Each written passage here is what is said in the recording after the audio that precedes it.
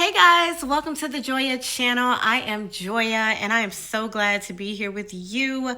I know it's been a while, but we are down to the last days of July in 2026 and I haven't posted in a while, so here I am. I'm just leaving an event. It's late at night here in Atlanta, but I'm so glad my makeup held, y'all. Like, look, get into it. Get into it. But yeah, I will be doing some yapping on some hot topics and I hope you enjoy this video. So first off, mental health check. I am doing physically well. I'm taking better care of my health. I'm still on my weight loss journey. I refuse to take GLP-1s. Now, this is no shade to people that are on the shot or whatever, the pill, whatever they're doing to lose weight. But I really believe that the amount of weight that I need to lose, like, I can do that. Like, I can do it. Like, can y'all cheer me on in the back? Like, you can do it. You can do it. So I'm on that journey. And of course, you know, like after 35, it gets a little hard.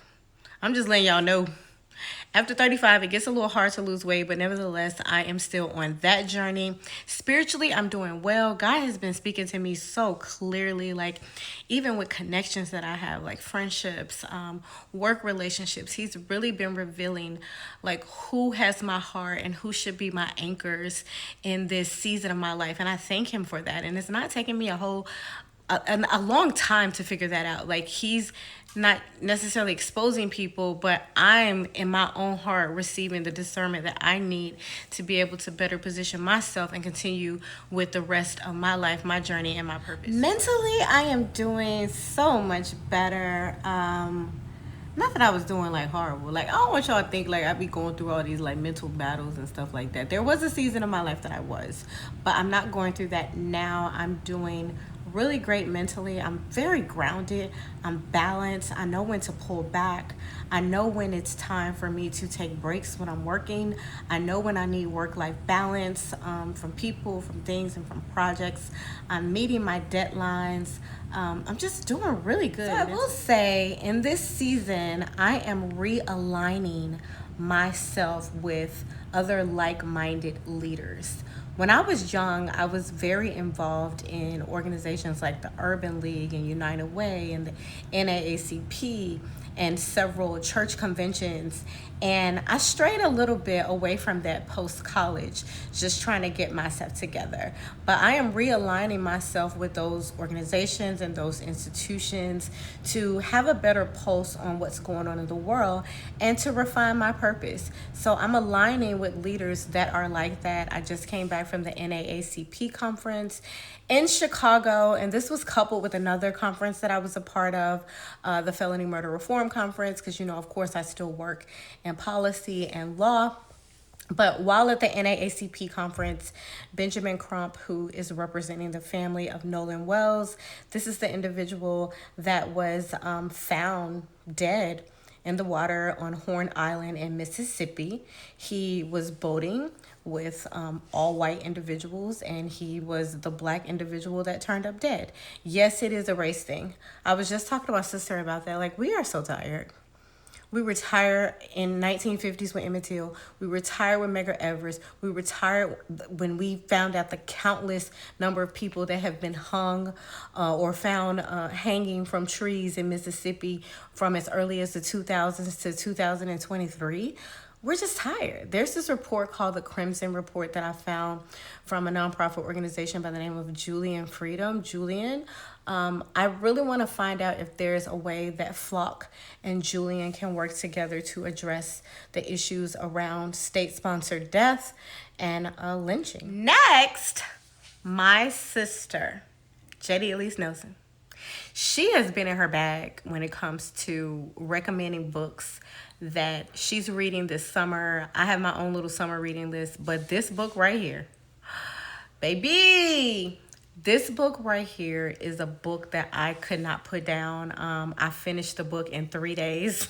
My sister started it before me, but I finished it before her because I just could not put it down. Tiffany D. Jackson, who is also the author of Monday's Not Coming, reread this book a couple of months ago, and now she has this book, The Scammer, and I think it came out last year, but I just could not put it down. It blurred so many lines when it came to to college students and the college life and the things that could be deposited in our minds, malleable our minds are college age. And it's also based on a few true stories. So I won't give any spoilers here, but I will say that I'm really, really happy that I was able to read this book because it made me think about when I was a college student, what mind state I was in as a college student.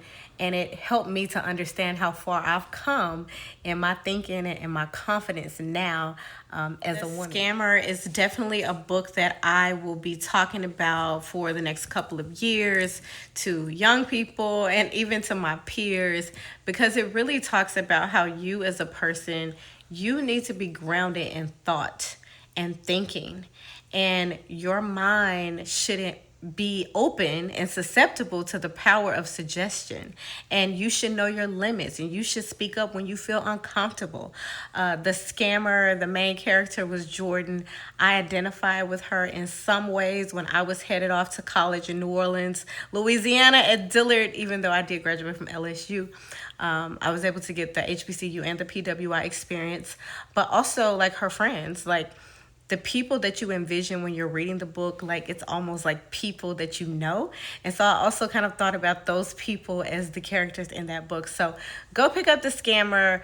Definitely should be on your summer reading list, should be on your fall reading list. My dad's birthday was a couple of days ago. He turned 70. Hey everybody, I'm downtown Memphis now. This has been a crazy, crazy month of July. I'm here with my dad. We're about to do his birthday photo shoot, so I will be taking some little pictures from Dad. And here's my mom. Of course, she has to be at the photo shoot too, so I'll talk to you guys a little bit later. This was a milestone age for him. He wanted to do a 70s theme birthday party, but we weren't able to get everything together because they're doing some remodeling on their home, which was far more important than trying to feed a bunch of people that's probably not gonna bring you a gift anyway. But what we did do was a photo shoot for him, and the photo shoot I believe is gonna turn out really great. The photographer, my cousin Patrick, he's about to upload those shots, so I can't wait to see the photos from that, and I hope my dad really enjoyed it. And I'm just really grateful. Like at this point in my life, I don't argue with my parents. Like, you just have to cherish the moments that you have with your parents. I'm not speaking anything over that, but at this point in my life, I'm just really grateful and thankful that my parents are in their right minds and that we're still so very close. To you, happy birthday, dear house Daddy. Happy birthday to you. And many more. And just because I know y'all nosy, I'm dating. I'm back on like the scene, just the social scene, not in these streets, y'all. Like I'm very quiet on the creek. Y'all. But I have been like enjoying more social events in Atlanta. It's been very rainy. It's been like a rainy summer, so I haven't been able to go to a lot of rooftops and things like that. But I have been aligning myself with like other different tribes and events that I would naturally like say, oh, I'll do it next time. I've been forcing myself to sign up, to get tickets and go, even if it means going by myself. And y'all need to do that more. Y'all need to go to more events by yourself. Now, don't go if you will feel unsafe, but I promise you, I have no problems like going to an Afro beats, like listening party or something like that by myself, because you never know the people that you will meet there. I hope you guys enjoyed this video, and I hope you received it with an open heart and an open mind. Until next time.